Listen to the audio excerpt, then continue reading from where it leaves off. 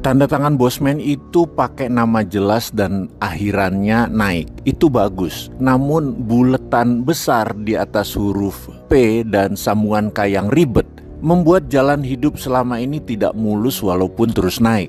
Demikian kalimat dari seorang grafolog yang punya julukan Babe berkomentar kepada saya kemarin ketika datang di kantor saya di bilangan Bendungan Hilir. Saya lama ingin sowan ke Bosman yang saya sangat ingin mengatakan sesuatu, yaitu kalau bisa dilakukan penambahan kekuatan nilainya tanda tangan Bapak. Demikian Babe menjelaskan.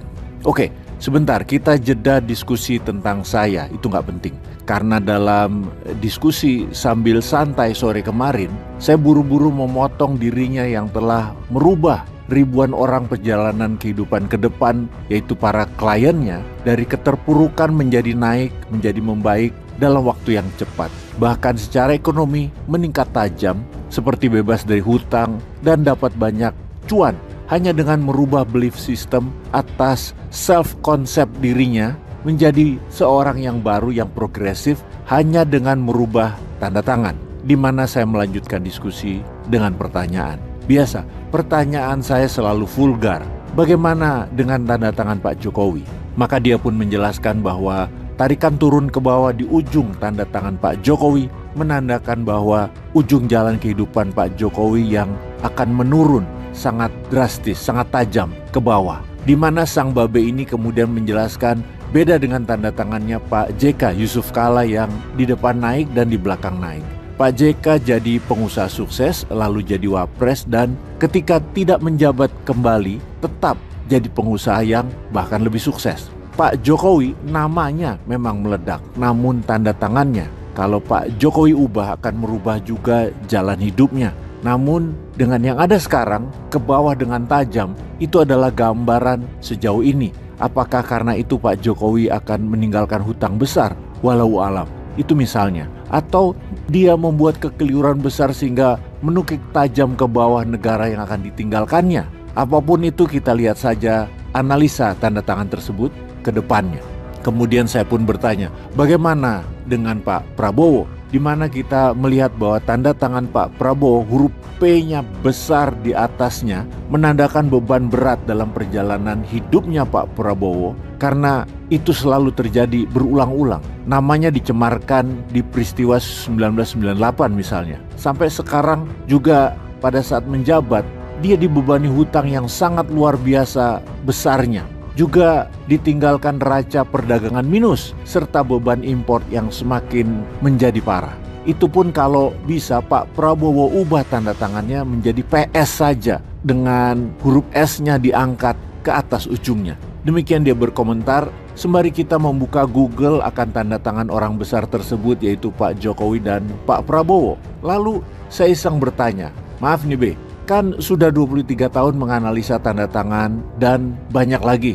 Bagaimana dengan tanda tangan orang pribumi dibandingkan dengan Tionghoa? Ini pertanyaan saya memang selalu ekstrim kali ya. Tanpa tedeng aling-aling, saya pun bertanya begitu. Alasan saya adalah kenapa 4% populasi bisa menguasai 52% ekonomi Indonesia? Apa jangan-jangan tanda tangannya memang beda? Lalu apa jawabannya? Sahabat bisa nebak gak kira-kira? Dia menjawab, benar, saya sudah melihat ribuan tanda tangan dari keduanya, dari pribumi dan non-pri. Dan memang telak bedanya. Yang pribumi tanda tangannya ribet, rumit, banyak hiasan-hiasan, menandakan perjalanan hidup mereka turun naik sangat beragam dan kebanyakan mempunyai beban yang sangat berat. Lalu secara kantong uang memang tipis semua itu pribumi. Sisi Tionghoa tanda tangannya nama jelas, singkat, ujungnya naik, lebih dari 80% dari tanda tangan yang saya lihat selama 23 tahun. Sekali lagi, ini studi saya 23 tahun, bukan mengada-ngada. Ini seakan bawah sadar kaum Tionghoa, ya begitu. Dan secara bawah sadar kaum pribumi tanda tangannya ribet, rumit, walau berkesan indah.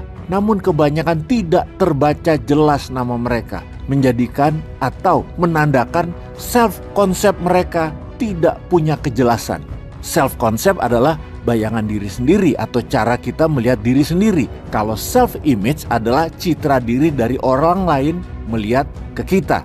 Karena itu dalam bayangan Anda sering menganggap Anda orang yang rendah hati. Itu self-concept. namun orang lain melihat Anda sombong atau belagu, karena itu adalah self-image Anda. Self-image adalah kumpulan belief system Anda. Self-concept adalah kumpulan keinginan Anda kepada diri Anda. Semakin jelas, maka semakin jelas image Anda. Kalau rumit dan tidak jelas nama Anda, seakan tidak punya identitas. Itulah yang tercermin dari tanda tangan ribet atau menutupi sesuatu sehingga Anda tidak terlihat. Anda ingin terlihat jelas identitasnya, citra diri positif. Ya, perjelas self-concept Anda dengan memperbaiki tanda tangan Anda. Gunakan nama Anda yang jelas, yang sederhana, ujungnya naik sebagai simbol kenaikan terus perjalanan hidup Anda seperti apa yang Anda inginkan. Sahabat, info kali ini memberikan sedikit pengetahuan. Urusan percaya atau tidak adalah hak Anda. Kalau saya, mana yang bagus ya saya ambil. Toh itu hanya data dari perjalanan panjang sebuah keilmuan. Intinya, yuk berubah. Peace.